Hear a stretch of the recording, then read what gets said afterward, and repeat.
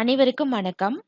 இது NMMS exam எழுதுற குழந்தைகளுக்காக அப்லோட் செய்யப்படக்கூடிய வீடியோ பதிவீடுகள். இந்த பகுதியில எப்படி ஓஎம்ஆர் சீட் இருக்கும், அதை எப்படி நம்ம அட்டெண்ட் பண்றது அப்படிங்கறதுக்கான ஒரு ஸ்பெசிமென் காப்பி நான் எடுத்துட்டு வந்திருக்கேன். இதுதான் வந்து நீங்க எக்ஸாம் எழுத போற ஓஎம்ஆர் சீட்டோட மாடல். உங்களுக்கு எக்ஸாம்ல சொல்லக்கூடிய இன்ஸ்ட்ரக்ஷன்ஸ் கரெக்டா ஃபாலோ பண்ணிக்கோங்க. இங்க நேம் ஆஃப் த கேண்டிடேட் இருக்கு, டேட் ஆஃப் பர்த் இருக்கு, roll number of the candidate இருக்கு. உங்களுக்கு ஹால் சூப்பர்வைசர் என்ன மாதிரி அட்வைஸ் பண்றாங்க, அதை கீனா ஃபாலோ பண்ணுங்க, கரெக்டா ஃபாலோ பண்ணுங்க. எல்லாமே வந்து பொறுமையா செய்யணும். அதே சமயத்துல இங்க நம்மளுக்கு என்ன இன்ஸ்ட்ரக்ஷன் கொடுத்துருக்காங்கன்னா, black ball point pen shade பண்றதுக்கு வந்து black ball point pen use பண்ணணும். இங்க் பேனா யூஸ் பண்ணக்கூடாது.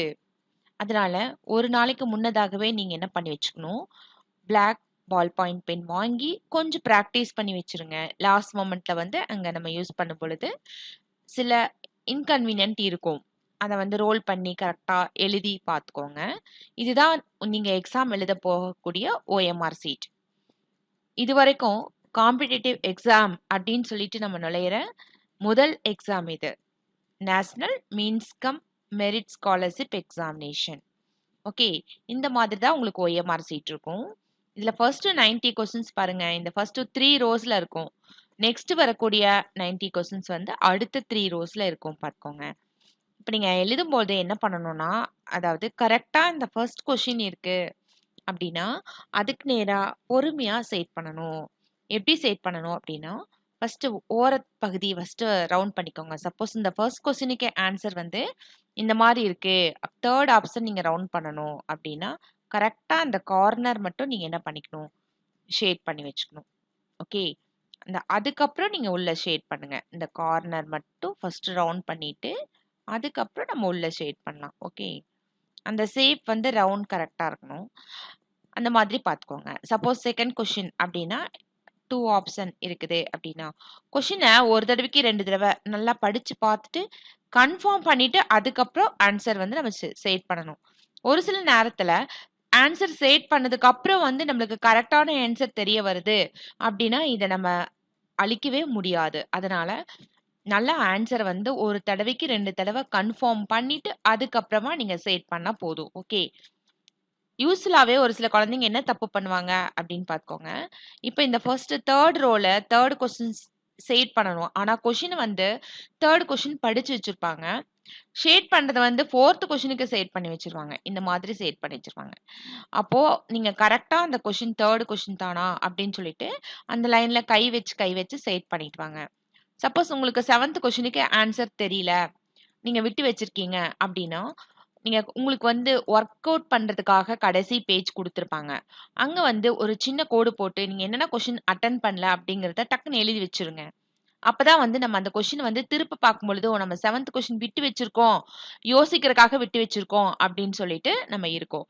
இப்போ உங்களுக்கு வந்து அதிகப்படியா கொஸ்டின்ஸ் நம்பர் ஆஃப் கொஸ்டின்ஸ் வந்து அதிகமா இருக்கு இல்லையா? அப்போ வேகமா ரீட் பண்ணுங்க. அப்பதான் நீங்க எல்லா கொஸ்டின்ஸ் வந்து அட்டெண்ட் பண்ண முடியும். அதே சமயத்துல புரிதலோட ரீட் பண்ணணும். மிஸ் அண்டர்ஸ்டாண்டிங்கோட ஒரு கொஸ்டின படிச்சுட்டு வேகமா அடுத்த கொஸ்டின செட் பண்ணிட்டு அந்த மாரி இருக்கக்கூடாது.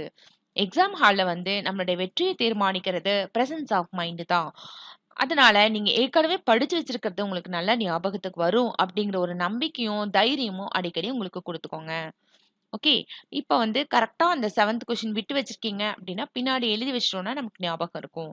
ஓகே, நம்மளுக்கு எக்ஸாம்ல ஒரு வெயிட்டிங் பீரியட் தருவாங்க. அந்த வெயிட்டிங் பீரியடால சில ப்ரிகாஷன்ஸ் எடுத்து வச்சுக்கணும்.